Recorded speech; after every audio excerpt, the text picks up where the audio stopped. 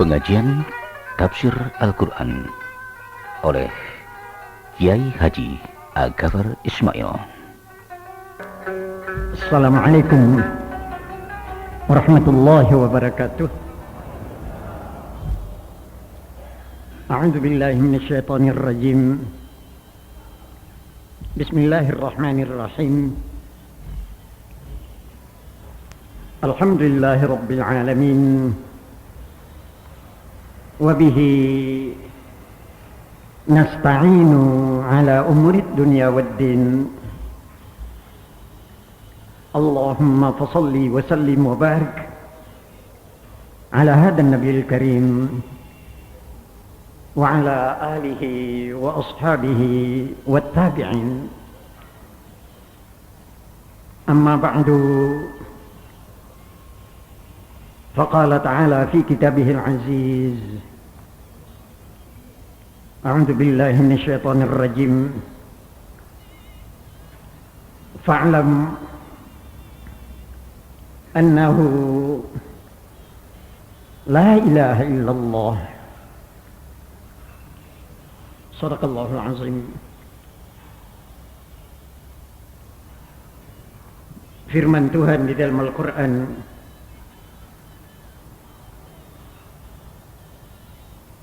bermakna bila dipindahkan ke dalam bahasa Indonesia sebagai terjemah, maka hai Muhammad, ketahuilah tidak ada ilah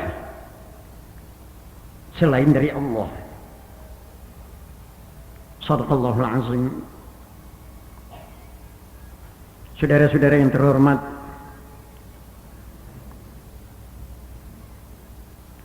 tiga 3.000 tahun sebelum lahirnya Nabi kita,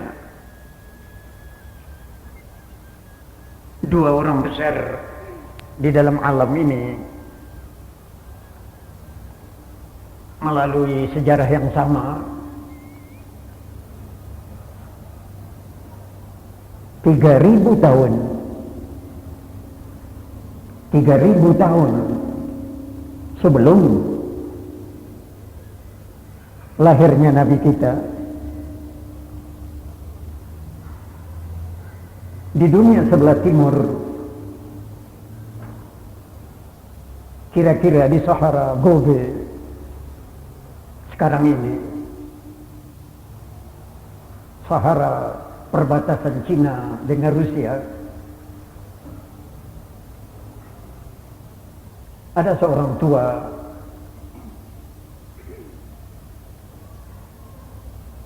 umurnya, tua pengalamannya, dan tua ilmunya, memiliki sebuah sekolah tinggi. Saya ulang sekali lagi, 3.000 tahun sebelum lahir Nabi, di Gobe sudah ada sebuah sekolah tinggi.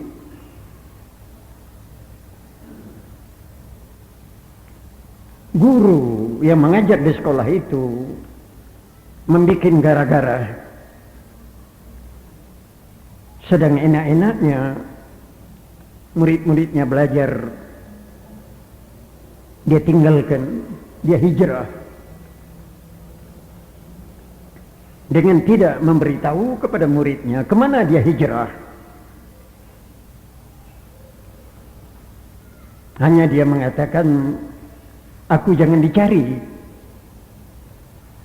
Kalau aku meninggalkan tempat, tunggu saja kalau aku kembali. Saya hendak uzlah, tirakat, mencari Tuhan, mencari Tuhan. Jelas peristiwa ini peristiwa yang sangat besar. 40 tahun kemudian Sesudah 40 tahun profesor ini meninggalkan sekolah tingginya. Entah kemana dia pergi. Bukan saja muridnya, ahli sejarah di dunia tidak bisa menjejaki kemana orang tua ini menghilang. Dia datang ke sekolahnya kembali dan menghadapi murid-muridnya. Dia mengatakan, sekarang aku sudah tahu dia itu ada. Dia yang dia maksud, yang Maha Kuasa, Tuhan. Dia itu ada.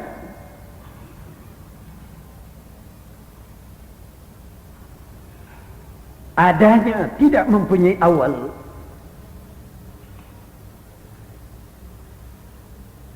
Dia sudah ada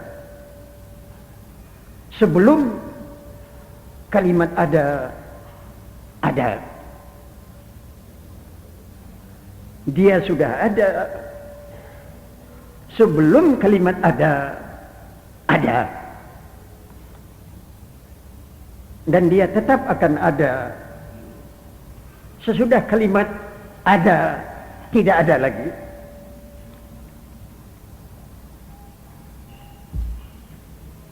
Saudara-saudara, sekalipun yang duduk di hadapannya mahasiswa, mahasiswi, semuanya menggelengkan kepala dan membelalakkan mata.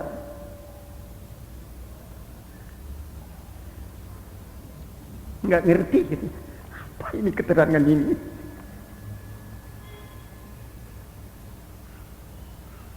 Dia ada. Adanya tidak mempunyai permulaan. Malah dia itu sudah ada sebelum kalimat ada.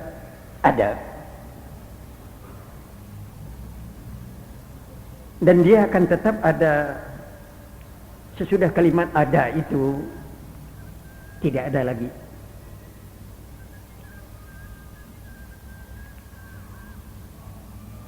Dia paling indah, paling bagus. Segala yang bagus dari dia.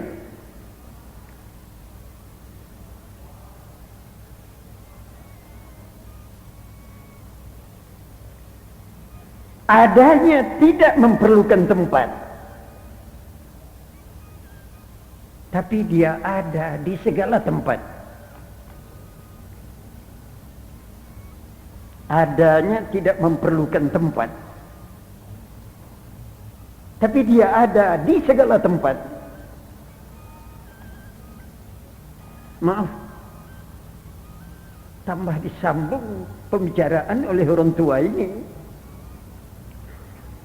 yang mendengarkan, matanya terbelalak, mulutnya ternganga.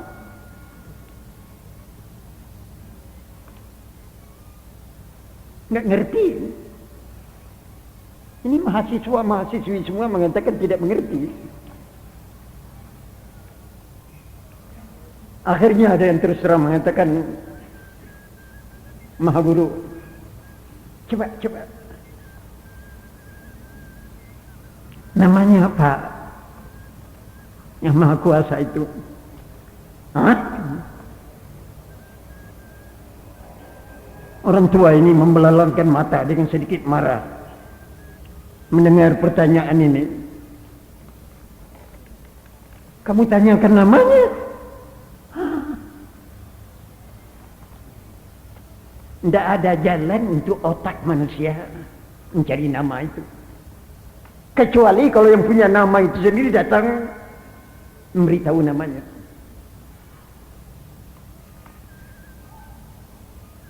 Cuma tidak ada kekuatan otak manusia Sekalipun berunding diadakan muktamar seluruh manusia yang berakal, lalu dirundingkan untuk mencari namanya, tidak bisa ketemu namanya. Akal, otak, musyawarat, kongres tidak bisa menetapkan namanya. Entah kalau yang punya nama itu sendiri datang memberitahu namanya.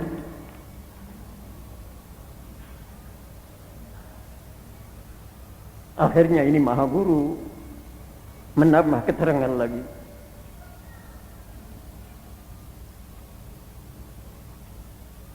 Disentuh tidak ada zatnya, dicium tidak ada baunya, dilihat tidak ada warnanya. Dia ulang sekali lagi mengatakan, adanya tidak memerlukan tempat, tetapi di segala tempat dia ada. Di segala tempat dia ada. Tapi dia sendiri tidak memerlukan tempat. Maaf, saudara-saudara, seruang kelas yang mendengarkan keterangan ini gelengkan kepala. Ada yang paling berani mengatakan, Maha Guru, coba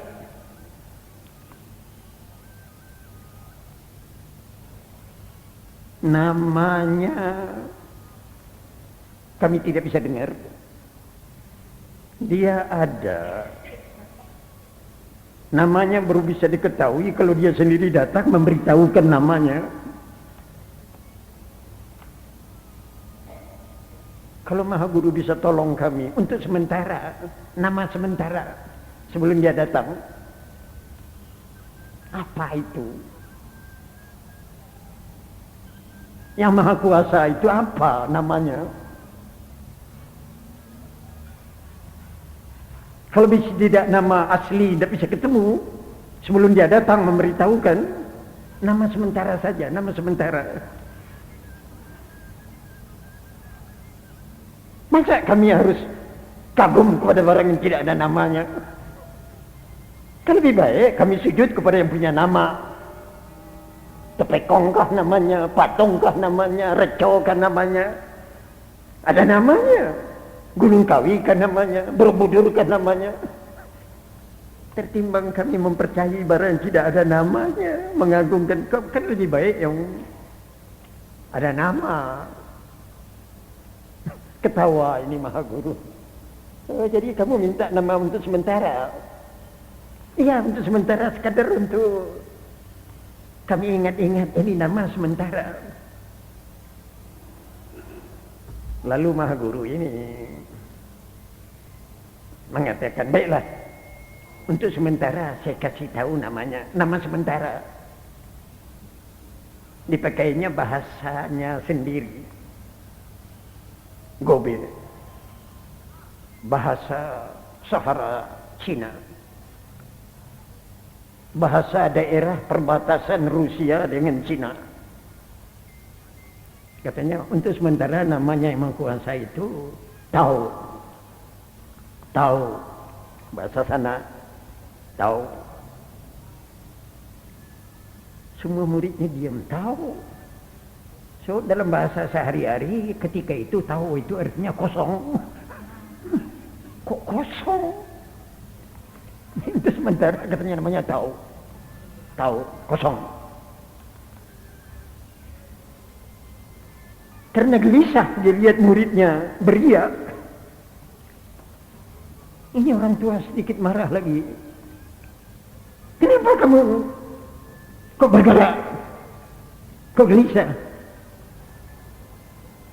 Apa kamu kira kosong itu tidak ada nilai? Ya, nilai segala sesuatu ditetapkan oleh kosong, katanya.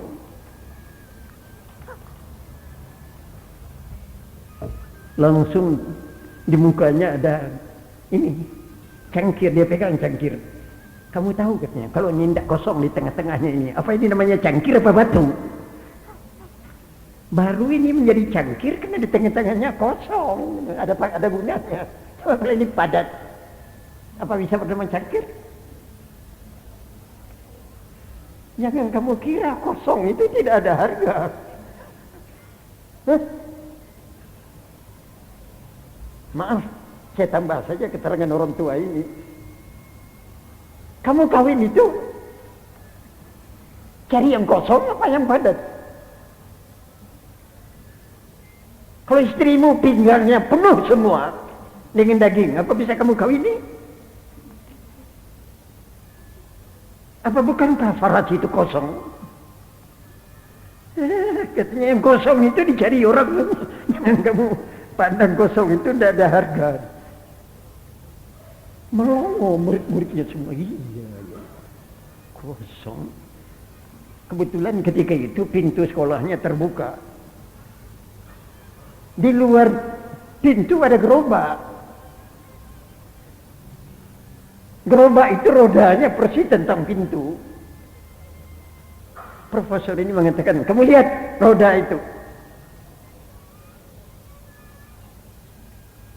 Kayu bundar di tengah-tengah roda. Tempat memasang ruji. Apa namanya ini? Katanya profesor ini. Karena dia ahli teknik. Ini kayu bundar di tengah-tengah roda. Yang dari kayu ini dipasang ruji keliling. Kayu ini namanya kepala kambing dalam istilah pedati atau gerobak. Lalu dia mengatakan, kalau kayu ini padat semua,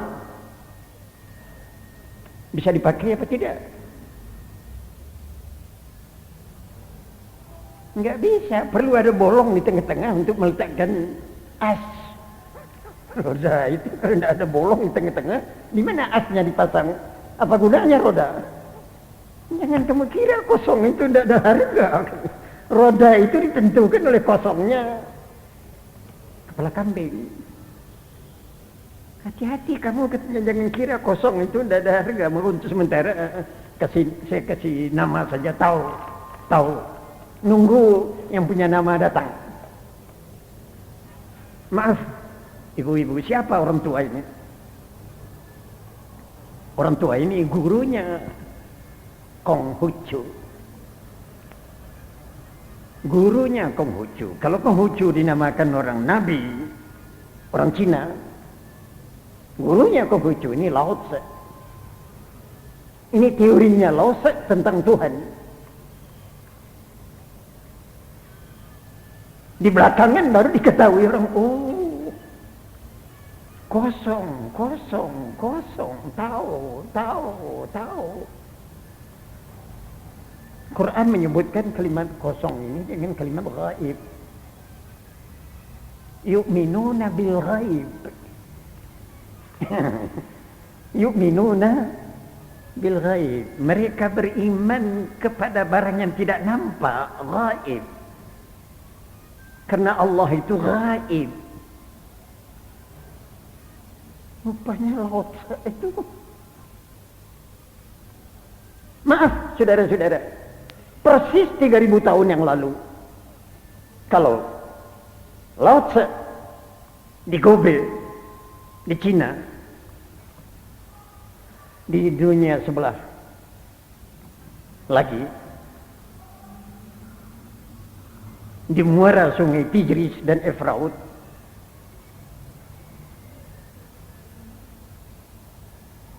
di daerah yang dinamakan Babylon, ada seorang penggembara. Zamannya sama dengan Lao Tse. Orang tua ini juga sudah berumur tinggi.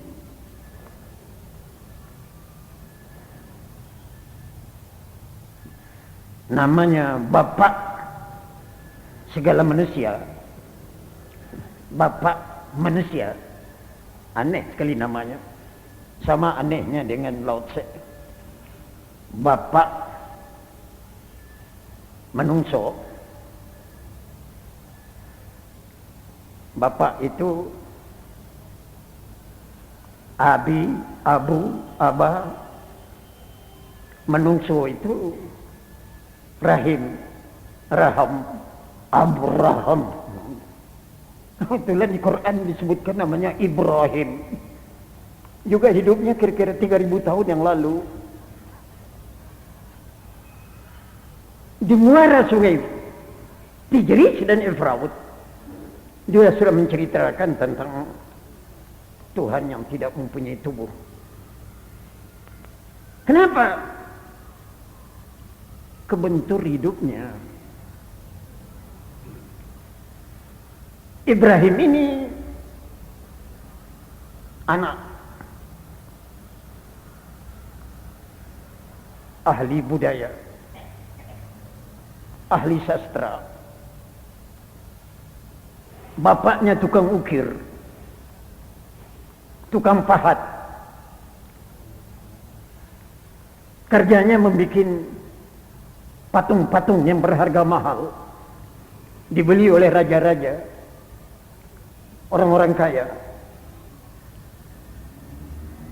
Kecintaan manusia ketika itu kepada ukiran melebihi dari kecintaan ahli kebudayaan Indonesia sekarang. Soeharto dengan wakil presiden sekarang ini kerja berat, dibantu oleh menteri yang kerjanya mengurus pariwisata, memajukan ukiran, pahatan untuk kado, untuk dibawa orang ke luar negeri, ke pariwisata, kalau pulang nanti membeli.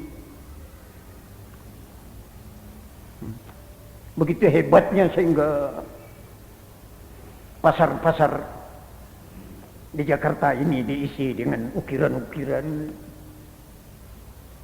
termasuk tenunan kuno dapat pasar sekarang, patung-patung dapat pasar. Ibrahim bapaknya jagoan bikin patung. Ibrahim tahu ini harta bapaknya ini tidak halal. So tukang patung ini nipu. Masa barang kecil dijual mahal? Hah? Maaf, saya bukan anti patung. Anak saya Taufik Ismail juga ahli sastra, ahli kebudayaan. Tapi kalau patung itu akhirnya disembah, saya turun tidak senang.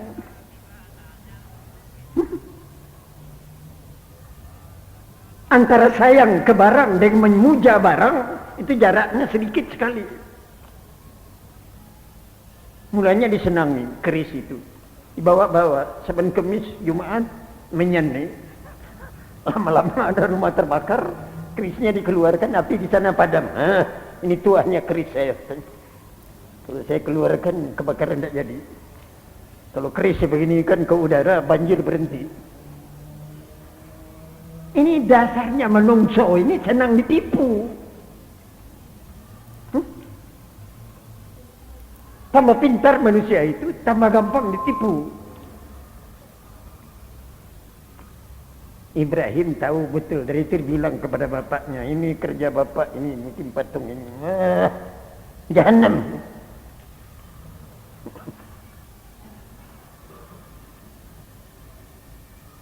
Akhirnya potong leher katanya raja, dibakar. Ibrahim itu loncatkan ke dalam api. Namakan pemberontak ekstrim, terlalu kanan. Bukan kanan, saya terlalu kanan, mengharamkan bikin patung. Saya tidak akan mengharamkan patung di Jakarta sekarang, oleh karena tidak sampai disujuti. Kalau cuma enak-enak bagusnya silakan. Tapi kalau Saban petang Kamis malam Jumat sudah diletak kemenyan di sana, ini sudah lain. Apalagi ini. Akan ada pon. Akan ada bal-balan. Tyson juga sudah janji mau datang ke Jakarta. Kalau ada lawannya di sini, Tyson tuh. Coba kalau Tyson datang di sini, Senayan dijadi ke ruang boksen. Ada lawannya datang dari Bandung. Itu mau dipanjal oleh Tyson, alangkah ramenya. Dan alangkah ramenya lagi totoan, taruhan.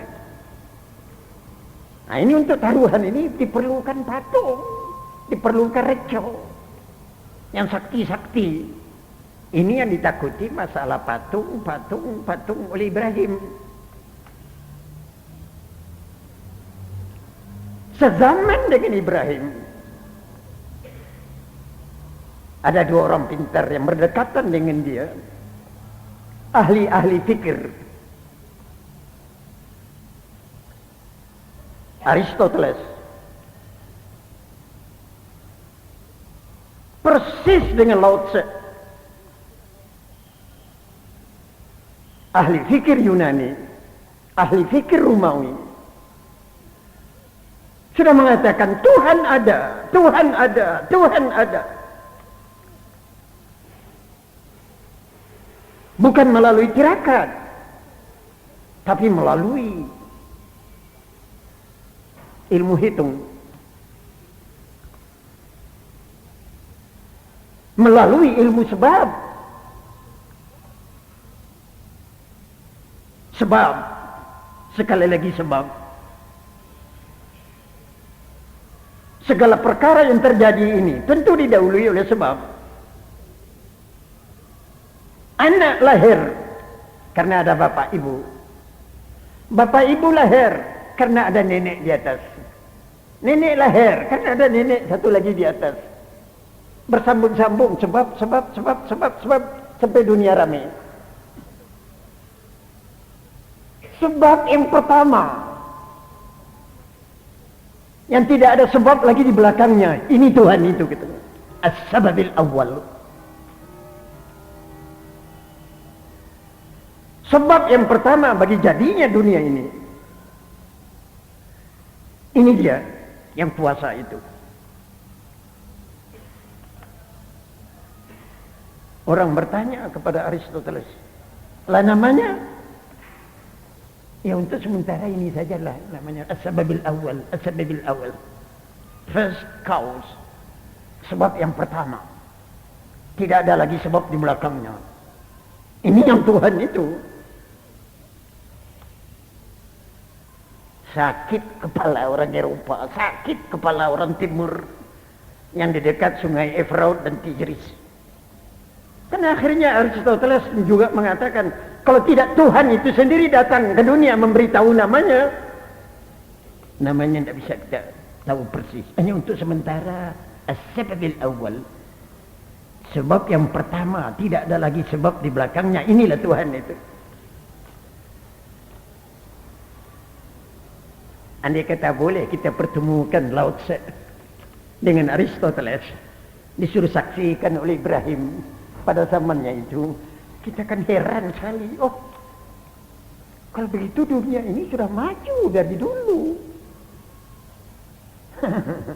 Jangan saudara kira kita lebih maju dari orang dulu. Ya Allah, sangkaan yang maaf, ini pengajian bukan pengajian sejarah, ini pengajian agama. Saya akan berbicara dengan agama, bukan dengan bukti sejarah.